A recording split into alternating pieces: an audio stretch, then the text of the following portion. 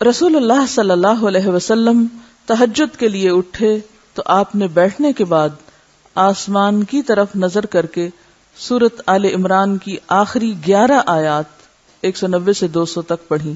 چلیے ان آیات کی تلاوت سنتے ہیں تاکہ آپ کے دل میں بھی اترے.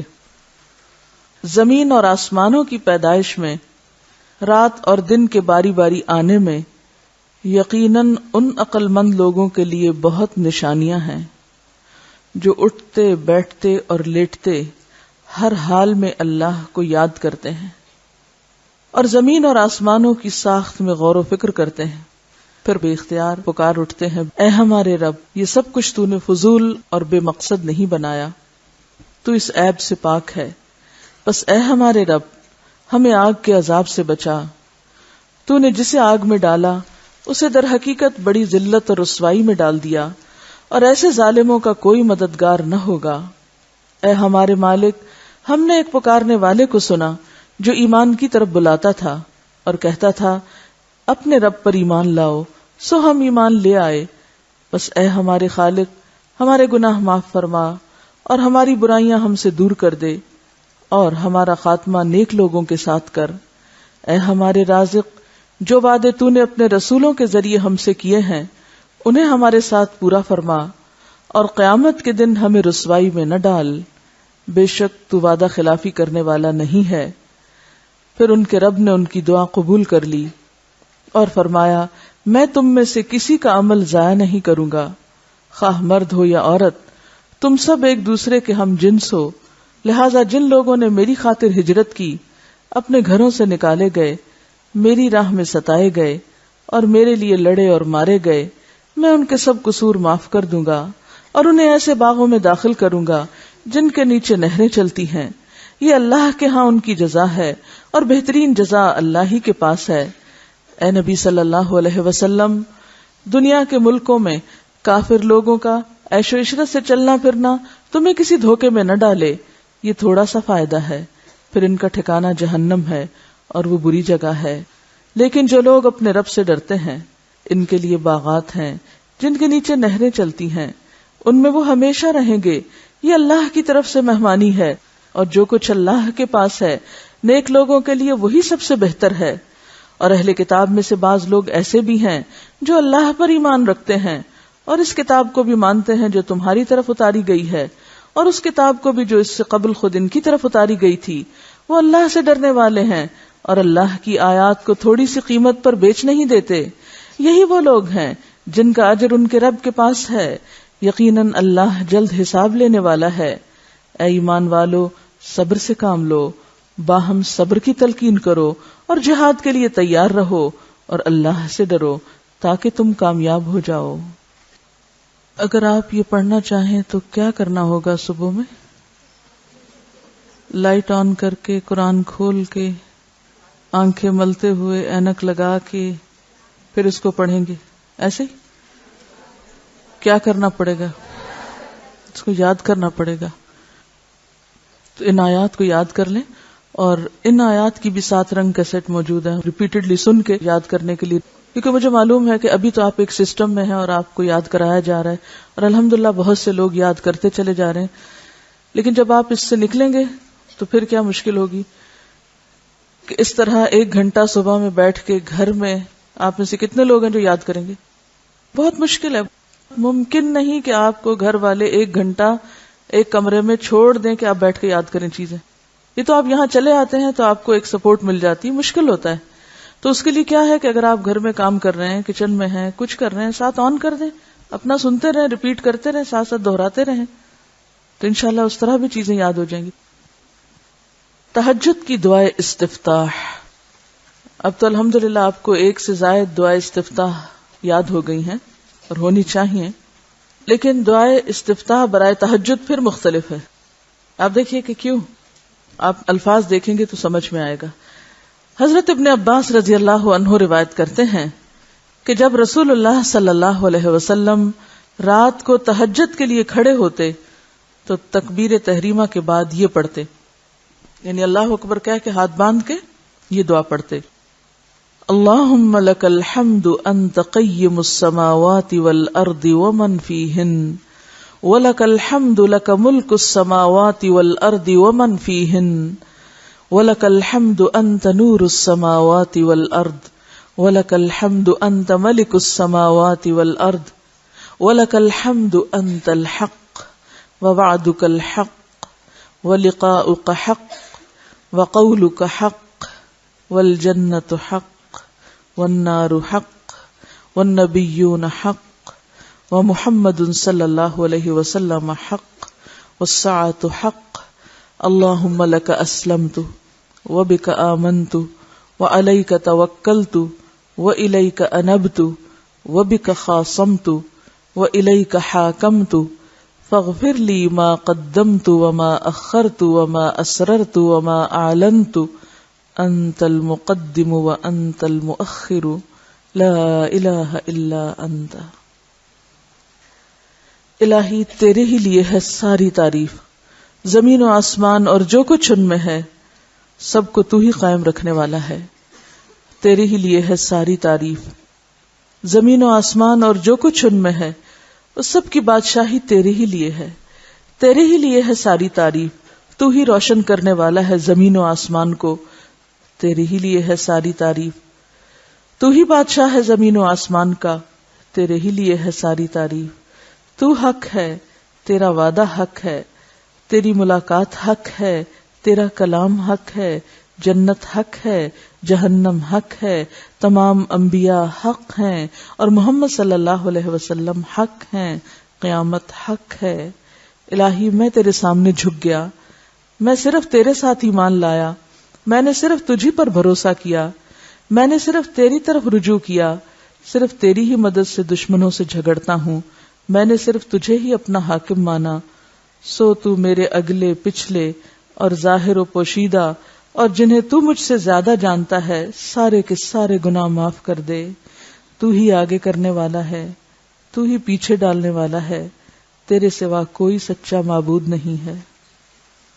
کچھ چیزوں کے بارے میں صرف ایک خیال رکھنا الگ چیز ہے، اور ان پر یقین رکھنا اور یقین کے ساتھ اللہ کے حضور تنہائی میں کھڑے ہو کر اس کا اقرار کرنا ایک بالکل ہی مختلف اثرات انسان کی شخصیت پر رکھتا ہے۔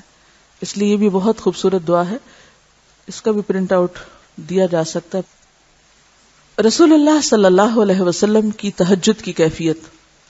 رسول اللہ صلی اللہ علیہ وسلم کی نماز تہجد کا حسن اور طول بیان نہیں ہو سکتا، یعنی ناقابل بیان ہے کہ وہ کیسی نماز تھی۔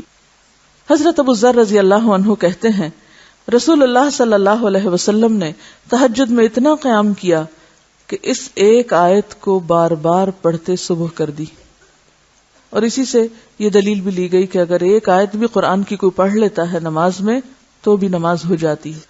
وہ آیت کیا تھی؟ ان تعذبہم فانہم عبادک وان تغفر لہم فانک انت العزیز الحکیم۔ اگر تو انہیں عذاب دے تو وہ تیرے بندے ہیں، اور اگر انہیں معاف کر دے تو یقیناً تو غالب اور حکمت والا ہے۔ آپ سوچیں کس بات پہ رو رہے ہیں آپ؟ ہمارے رونے کس بات پہ ہوتے ہیں؟ ہمارے غم کس بات پہ ہیں؟ ہماری پریشانیاں کس چیز کی ہیں؟ اور اللہ کے رسول صلی اللہ علیہ وسلم کا غم کیا ہے؟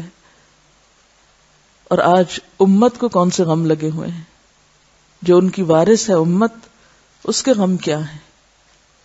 اگر امت میں چند لوگوں کو بھی یہ غم لگ جائے جو غم آپ کو تھا کہ آپ بندوں کے لیے تڑپتے تھے کہ یا رب کہیں یہ عذاب کا شکار نہ ہو جائیں، کیونکہ اس سے بڑی تو کوئی آفت اور مصیبت ہے ہی نہیں کہ کوئی شخص آگ میں جا پڑے اور اللہ کے عذاب کا شکار ہو۔ اب دیکھیے چند لمحے ہم سے تکلیف برداشت نہیں ہوتی، کوئی درد ہو، کوئی بخار ہو، کوئی گرمی لگ جائے، دھوپ لگ جائے، پیاس لگ جائے، بھوک لگ جائے، کیسے کیسے بے چین ہو اٹھتے ہیں ہم۔ لیکن کیسے عجیب انسان ہیں ہم کہ دنیا کی ان چھوٹی چھوٹی تکلیفوں پر تو بے چینی ہوتی ہے، مگر آخرت کا بڑا عذاب بأساً شدیدہ، اس کے بارے میں نہ خود کی فکر ہے اور نہ دوسروں کی فکر ہے۔ آپ تھوڑی دیر کے لیے اپنے آپ کو اس جگہ رکھ کے سوچئے کہ اللہ کے رسول صلی اللہ علیہ وسلم کس بات کو دہرا رہے ہیں۔ ذرا دہرائیں 3 دفعہ اس آیت کو۔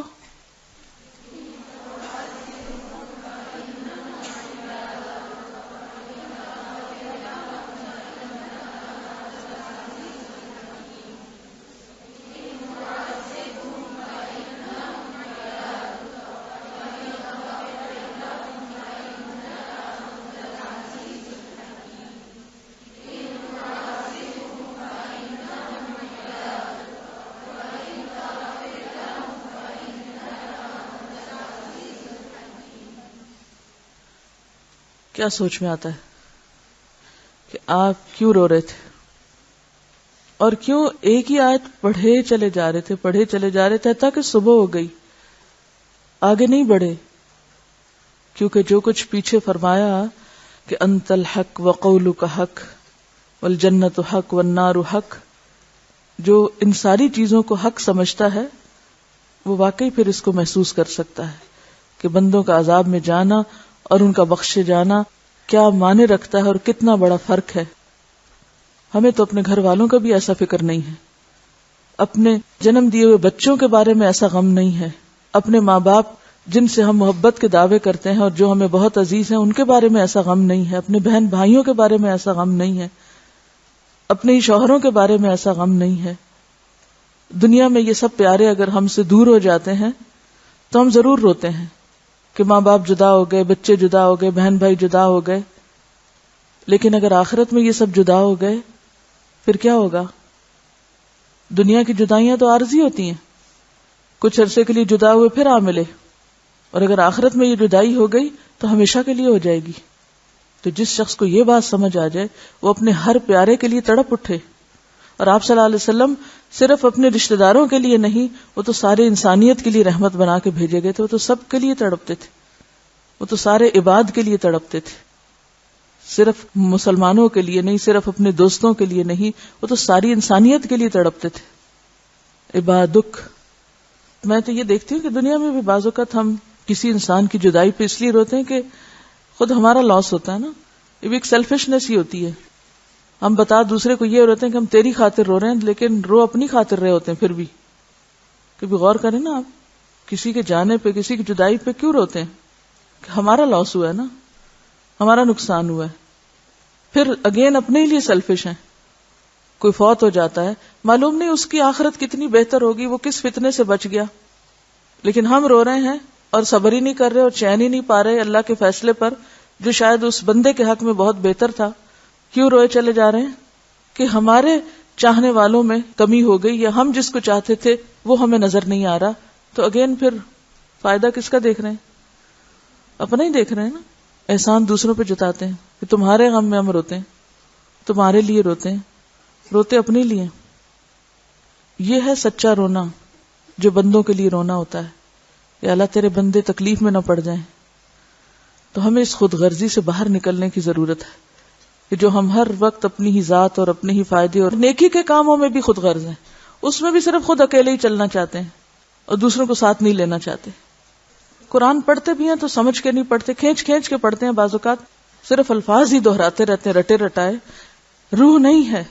تو جب دین سے روح نکل جاتی ہے تو پھر وہ صرف ایک خول رہ جاتا ہے جو ہم مصنوعی طور پہ اپنے اوپر چڑھا لیتے ہیں، وہ پھر دین دوسروں کے لیے ہو جاتا ہے، وہ اپنی ذات کے لیے نہیں رہتا۔ حضرت حذیفہ رضی اللہ عنہ نے نبی صلی اللہ علیہ وسلم کو تہجد پڑھتے دیکھا۔ وہ کہتے ہیں سورۃ فاتحہ کے بعد آپ نے سورۃ بقرہ پڑھی، پھر رکوع کیا۔ آپ دیکھیے کہ کبھی تو آپ نے ایک آیت پہ ساری رات گزار دی اور کبھی ایک پوری سورت پڑھی، طویل قرات۔ سورۃ البقرہ 2.5 پاروں پر مشتمل۔ ہم تو صرف کوئی مر جائے تو اس دن پڑھتے ہیں، زندگی میں پڑھنے کی ضرورت نہیں۔ ہر چیز کو الٹا دیا نا ہم نے بدعتیں ایجاد کر کے۔ جو کام جہاں کرنا چاہیے تھا وہاں تو کرتے نہیں، اور جہاں نہیں کہا گیا وہاں پابندی سے کر رہے ہیں۔ آپ نے سورۃ البقرہ پوری پڑھی، پھر رکوع کیا۔ آپ کا رکوع آپ کے قیام کی مانند تھا۔ کتنا طویل ہوگا؟ جتنی دیر سورۃ البقرہ پڑھی اتنی دیر آپ جھکے رہے۔ پھر آپ نے رکوع سے سر اٹھایا، آپ کا قومہ آپ کے رکوع کی مانند تھا۔ پھر دیر تک اللہ کی حمد و ثنا بیان کرتے رہے۔ پھر آپ کا سجدہ آپ کے قومہ کی مانند تھا، طویل سجدہ کیا۔ آپ دونوں سجدوں کے درمیان جلسہ میں اپنے سجدے کی مانند بیٹھے تھے، یعنی 2 سجدوں کے بیچ میں بھی دیر تک بیٹھے۔ بس آپ نے 4 رکعتوں میں سورۃ البقرہ، سورۃ آل عمران، سورۃ النساء اور سورۃ المائدہ پڑھی، اور یہ 4 رکعتوں میں پڑھا۔ یہ تھی نبی رحمت صلی اللہ علیہ وسلم کی نماز تہجد۔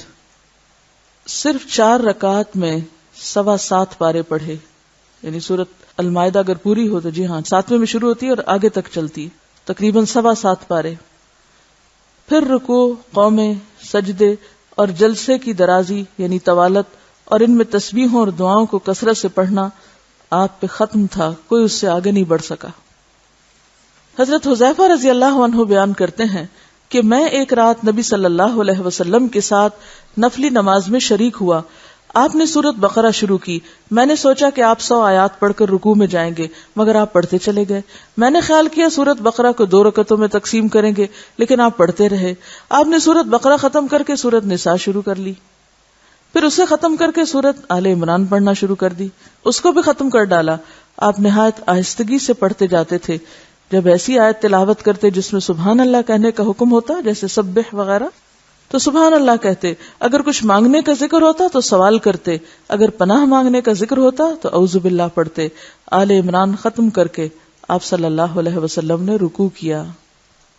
جہاں ایک رکعت کی اتنی طوالت کا پتہ چلتا ہے، وہاں دوسری طرف کیا بات پتہ چلتی ہے کہ آپ نے البقرہ کے بعد النساء اور النساء کے بعد آل عمران پڑھی۔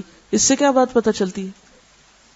یہ جو ہم نے اپنے اوپر ایک ہوا سوار کیا ہو نا ترتیب کا، یہ ترتیب ہل گئی تو نماز بھی گئی، تو اس کی تردید ہوتی ہے یہاں سے۔ ٹھیک ہے، ایک سورت کی آیتوں کو آپ الٹا پلٹا نہ پڑھیں کہ آپ بعد کی آیتیں پہلے اور پہلے کی بعد میں پڑھ رہے ہیں، لیکن ایک سورت جو پوری آپ پڑھ لیں تو کوئی بھی قرآن کی سورت پہلے اور کوئی بھی اس کے بعد پڑھ سکتے ہیں، خواہ وہ پہلے اور بعد میں آ رہی ہو یا بعد میں اور پہلے آ رہی ہو، کیونکہ اصل چیز ہے وہ معنی اور وہ مقصد جس کے لیے یہ سب کچھ پڑھا جاتا ہے۔ رسول اللہ صلی اللہ علیہ وسلم نے عبداللہ ابن عمرو سے کہا، مجھے بتلایا گیا ہے کہ تم ساری رات نفل پڑھتے ہو اور دن کو روزہ رکھتے ہو۔ اگر تم ایسا کرو گے تو تمہاری آنکھ کمزور اور طبیعت سست ہو جائے گی، تمہاری جان اور تمہارے بال بچوں کا بھی تم پر حق ہے، اس لیے روزہ رکھو اور افطار بھی کرو، رات کو قیام کرو اور نیند بھی۔ نبی صلی اللہ علیہ وسلم 3 دن سے کم میں قرآن مجید ختم کرنا پسند نہیں فرماتے تھے۔ آپ نے حضرت عبداللہ بن عمرو سے فرمایا، 1 ماہ میں قرآن پاک ختم کر لیا کرو، یعنی روز کا پارہ، اور اسی پہ بعد کے لوگوں نے پھر پاروں کی تقسیم کی قرآن پاک میں۔ انہوں نے عرض کی، میں اس سے زیادہ تلاوت کرنے کی طاقت رکھتا ہوں۔ آپ نے فرمایا تو 20 دن میں ختم کر لیا کرو۔ انہوں نے کہا میں اس سے زیادہ کی طاقت رکھتا ہوں۔ آپ نے فرمایا 7 دن میں ختم کر لیا کرو، اس سے زیادہ کی اجازت نہیں۔ پھر آپ صلی اللہ علیہ وسلم نے انہیں قرآن پاک 3 دن میں ختم کرنے کی اجازت دے دی اور فرمایا، قرآن پاک سے اس شخص کو کچھ سمجھ حاصل نہیں ہو سکتی جو 3 دن سے کم مدت میں قرآن پاک ختم کرتا ہے۔ یعنی جہاں آپ نے طویل قرات کی، وہاں دوسری طرف اس بات سے بھی منع کیا کہ اس سے آگے کوئی نہ بڑھے کہ 3 دن سے پہلے قرآن ختم کر لے۔ ہمارے ہاں جو شبینوں کی بھرمار ہے ایک ہی رات میں سارا، تو اس کا کیا نقصان ہے؟ سارا مہینہ آرام کرو اور ایک رات جاگ کے سب کچھ ختم کر کے اور پھر فارغ ہو جاؤ، یہ بھی سنت طریقہ نہیں۔ تو خیر و بھلائی اسی طریقے میں ہے جو نبی صلی اللہ علیہ وسلم کا ہے۔ نبی صلی اللہ علیہ وسلم نے فرمایا، جو شخص رات کے نوافل میں 200 آیات تلاوت کرتا ہے وہ اطاعت گزار مخلص لوگوں میں شمار ہوتا ہے۔ سورۃ البقرہ کی کتنی آیات ہیں؟ 286 ہیں، یعنی 286۔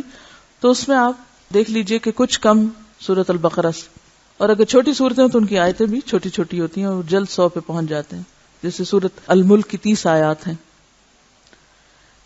نبی صلی اللہ علیہ وسلم ساری رات نوافل نہیں پڑھتے تھے، یعنی پوری رات جاگ کے آپ شبینہ نہیں کرتے تھے یا نفل نہیں پڑھتے تھے۔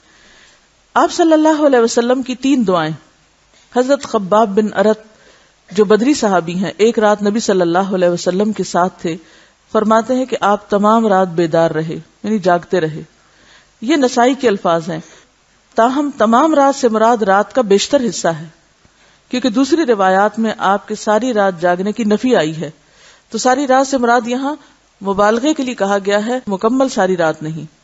ترمذی کے الفاظ میں ہے فَأَطَالَهَا، آپ نے لمبی نماز پڑھی۔ قرآن مجید نے بھی آپ کو ساری رات نہیں بلکہ رات کا کچھ حصہ قیام کرنے کا حکم دیا۔ قُمِ اللَّيْلَ إِلَّا قَلِيلًا نِصْفَهُ أَوِ انقُصْ مِنْهُ قَلِيلًا أَوْ زِدْ عَلَيْهِ وَرَتِّلِ الْقُرْآنَ تَرْتِيلًا۔ اگر مان بھی لیا جائے کہ آپ نے کسی وقت ساری رات قیام کیا تھا تو یہ بات آپ کے خصائص میں شمار ہوگی، ورنہ حقیقت وہی ہے جو حضرت عائشہ نے بتا دی، اور وہ فرماتی ہیں، میں نہیں جانتی کہ اللہ کے نبی نے کبھی ایک رات میں سارا قرآن پڑھا ہو یا صبح تک ساری رات نماز پڑھی ہو، یعنی ایسا نہیں ہے۔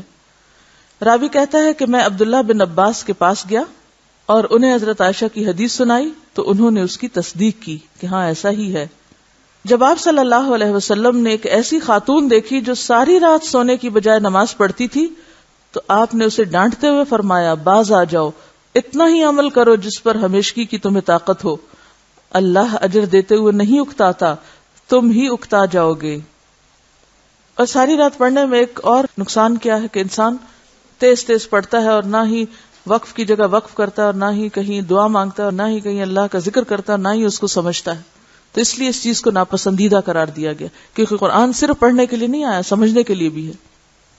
تو یہ بات کہ آپ تمام رات بیدار رہے، اس سے مراد کیا ہے؟ رات کا بڑا حصہ، اور اگر واقعی جاگے بھی تو کبھی ایک آدھ دفعہ، وہ آپ کی خصائص میں سے ہے، اور نوافل ادا کرتے رہے یہاں تک کہ صبح صادق ہو گئی۔ جب آپ نے سلام پھیرا یعنی جب آپ نے نماز سے سلام پھیرا تو حضرت خباب نے عرض کیا یا رسول اللہ، میرے ماں باپ آپ پر قربان، آج رات جس طرح آپ نے نوافل پڑھے اس سے پہلے میں نے کبھی آپ کو اس طرح نماز ادا کرتے نہیں دیکھا۔ آپ نے فرمایا تم نے درست کہا، نماز ایسی عبادت ہے جس میں اللہ کے ساتھ اشتیاق یعنی شوق بڑھایا جاتا ہے، کیونکہ وہ اللہ اور بندے کے درمیان سرگوشیاں ہیں نا، بندہ اللہ سے سرگوشی کرتا ہے، اس وقت اللہ کے ساتھ تنہائی میں ملاقات کرتا ہے، سب کو چھوڑ کے اللہ کا بنتا ہے، اور اس کے عذاب سے پناہ مانگی جاتی ہے۔ چنانچہ میں نے اللہ تعالیٰ سے 3 سوال کیے جن میں سے 2 قبول ہوئے۔ ایک سوال یہ کہ اللہ میری امت کو سابقہ امتوں کی طرح تباہ و برباد نہ کرے، اس کو اللہ نے قبول فرمایا۔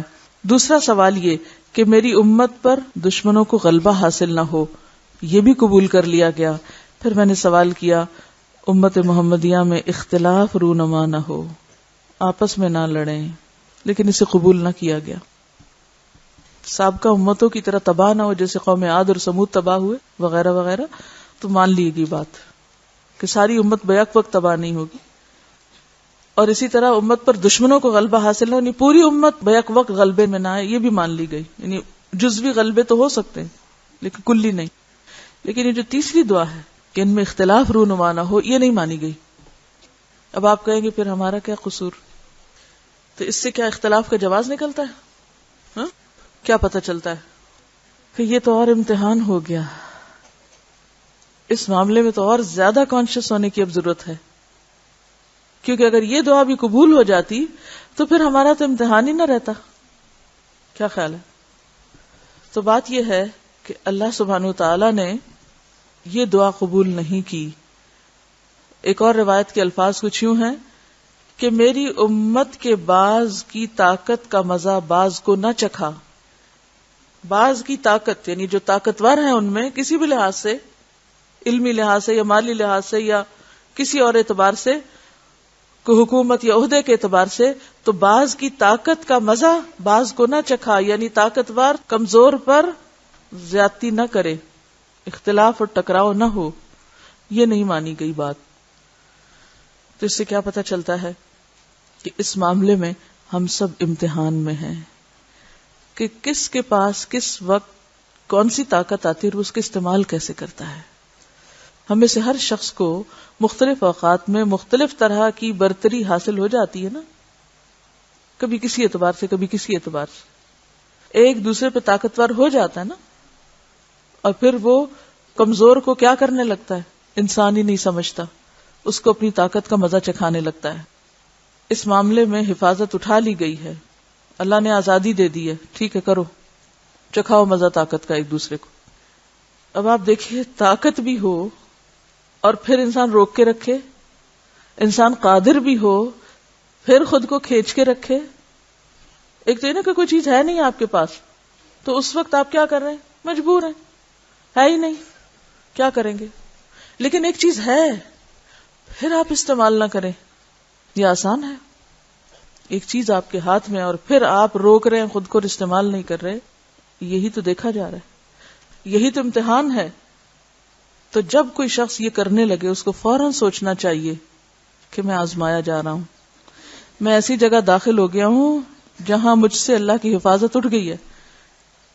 یعنی کوئی شخص طاقت کی بنا پر جب کسی کمزور کو نقصان دیتا ہے تو یہ سخت آزمائش کا وقت ہوتا ہے، اور مراد اس سے کیا کہ ایک مسلمان دوسرے مسلمان کو دکھ پہنچائے، اذیت دے، موقع پا کے چڑھ دوڑے اس پر، لوٹ مار کرے، تو ایسا شخص اللہ کی حفاظت سے نکل کر کہاں چلا گیا؟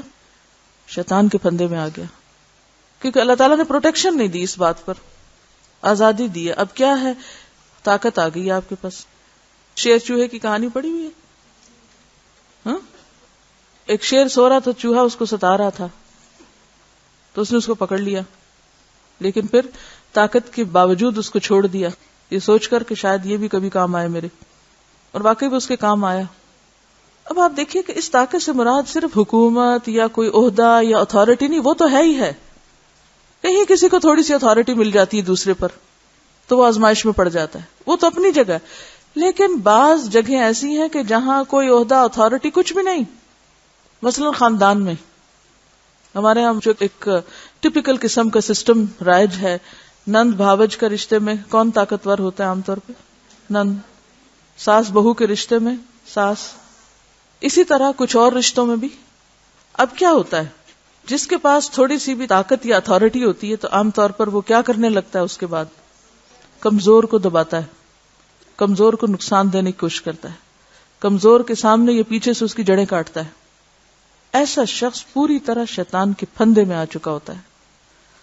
میں آپ کو الگ سے کوئی ساس بہو کے تعلقات پہ لیکچر نہیں دوں گی. اگر آپ کے اندر انسانیت پیدا ہو گئی تو آپ ہر معاملے میں خدا سے ڈرنے لگیں گے، اور اگر وہ نہیں پیدا ہوئی تو کوئی مشورے آپ کو فائدہ نہ دیں گے، کیونکہ جب تک خدا کا خوف اندر نہ ہو آپ کسی کا بھی حق نہیں دے سکتے. انسان کو جتنی بھی نعمتیں ملی ہیں نا، وہ ساری امتحان ہے اس کے لیے. کسی بھی چیز میں جو غلبہ یا طاقت ملی ہے وہ بھی امتحان ہے اس کے لیے کہ اب اس کو استعمال کیسے کرنا ہے. اب کیا ہوتا ہے کہ جو شخص شیطان کے پھندے میں چلا جاتا ہے، میں اس کو مزہ چکھا کر رہوں گا، اس نے سمجھا کیا، دیکھنا تو صحیح میں اس کے ساتھ کرتا کیا ہوں. یہ جملے کیا ظاہر کرتے ہیں؟ یہ جملے کس قسم کے جملے ہیں؟ یہ شیطانی جملے ہیں. یہ شیطانی جملے ہیں. اللہ نے آپ کو طاقت اس لیے نہیں دی کہ آپ دوسروں کو مزہ چکھائیں. جب آپ کسی بات پہ برہم ہو کے، ناراض ہو کے مزہ چکھانے کی طرف تل پڑے تو آپ ظالم کی صف میں داخل ہو گئے. بدلہ لینے کی اجازت اس کے باوجود کیا کہا گیا؟ معاف کر دو تو بہتر ہے. اجر اسی کے لیے جو بدلہ لینے کی قوت رکھنے کے باوجود معاف کر دے. تو اب آپ دیکھیں کہ ایک شخص جب اپنی طاقت کا غلط استعمال کرنے لگتا ہے تو کیا ہوتا ہے؟ وہ شیطان کے ہتھے چڑھ جاتا ہے. اور جو شخص شیطان کے ہتھے لگ جائے اور اس کے نقش قدم کی پیروی کرنے لگے اور اس کے مشوروں پر عمل کرنے لگے تو یہ وقت اس کے لیے کوئی فخر کا یا تکبر کا یا اپنی بڑائی کا یا فاتح ہونے کا نہیں، یہ تو ماتم کا وقت ہے کہ وہ اللہ کی حفاظت سے نکل گیا ہے، وہ اللہ کی مدد سے باہر ہو گیا ہے. اپنے آپ کو اس جگہ رکھ کے دیکھیں کہ جب میرے پاس دوسرے کے مقابلے میں تھوڑی سی اتھارٹی آتی ہے، آپ میں سے کچھ گروپ انچارجز ہیں، کچھ روم انچارجز ہیں، کوئی کسی چیز کی اتھارٹی رکھتا ہے، کوئی کسی چیز کا ذمہ دار ہے، کسی کو کہیں مقرر کیا گیا ہے، کوئی استاد بنا بیٹھا ہے، کوئی کچھ. یہ سارے طاقت کے مظاہرے ہیں نا. ان مواقع پر انسان خود کو کتنا سنبھالتا ہے کہ دوسرے کے ساتھ ظلم نہ کرے. عام طور پر ہمارے ہاں کیا ہوتا ہے کہ بہن بھائیوں میں اگر کوئی کوائٹا، دھیما ہے، خاموش ہے، سارے اس کو مذاق اڑانے لگتے ہیں، سارے اس کے پیچھے پڑ جاتے ہیں، سارے اس کو ستانے لگتے ہیں، اس کو انسان ہی نہیں سمجھتے. اسی طرح اگر سرونٹس میں سے یا کہیں کوئی شخص ذرا سا مسکین نظر آئے تو صحیح، وہیں ہماری بہادری دکھائی دیتی ہے. تو یہ سب آزمائش کے مواقع ہیں. حتیٰ کہ جب ہمیں بعض اوقات دین کی تبلیغ کا شوق ہوتا ہے یا ہم کسی کے ساتھ کوئی بھلائی کرنے جاتے ہیں تو پھر اپنے کام کو اتنا بڑا بنا لیں گے، اپنے کام کو اتنی اہمیت دیں گے کہ باقی سارے ہمیں بیکار نظر آئیں گے، ان کو لان تان شروع کر دیں گے اور اس کو بھی خدمت دین کا نام دیں گے. آپ کو کیا معلوم کہ کون کس جگہ پر کیا کام کر رہا ہے؟ وہ امام غزالی کا واقعہ ہے شاید. وہ کہتے ہیں کہ میں اپنے والد کے ساتھ سفر پر تھا تو میں اٹھا اور تہجد کی نماز پڑھی تو قافلے کے کچھ لوگ تھک کے سوئے ہوئے تھے تو انہوں نے تہجد نہیں پڑھے. تو میں نے اپنے والد سے کہا کہ یہ دیکھیں کتنے بدقسمت لوگ ہیں، قبولیت کا وقت اور یہ سو رہے ہیں. تو آپ کو یاد ہے والد نے کیا کہا تھا کہ کاش تم سوئے رہتے اور تہجد نہ پڑھتے. کیوں؟ اس لیے کہ انہوں نے تہجد تو نہیں پڑھے لیکن کسی کی برائی بھی نہیں کی.